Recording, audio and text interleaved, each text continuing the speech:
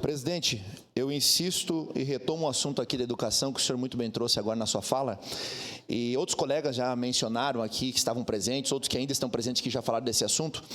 Já me coloquei à disposição do governo, já falei inclusive com o vereador Edson da Rosa, que me sinalizou agora que às 11 horas, é bem possível que inclusive esteja uma reunião, ia se reunir com a comissão dos diretores, parece que também estava fazendo algum contato em alguma medida com o Senalba para verificar também as questões de trabalho, as condições de trabalho.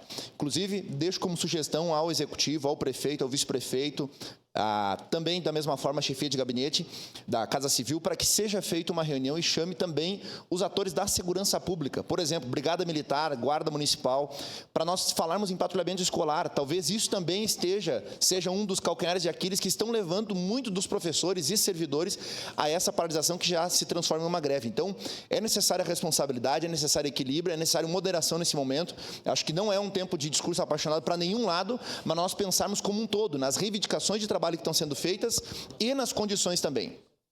A questão salarial é importante, mas não é o ponto nevrálgico dessa discussão, e eu acho que se nós trabalharmos em pequenos pontos, nós podemos oferecer aquilo que a categoria está solicitando com razão e, ao mesmo tempo, pacificar a cidade e dar sequência no trabalho na prestação de serviços públicos, que Caxias é referência e precisa continuar sendo como segundo município desse estado. Muito obrigado. Obrigado, vereador Caleb. Vereadora Sandra Boneto,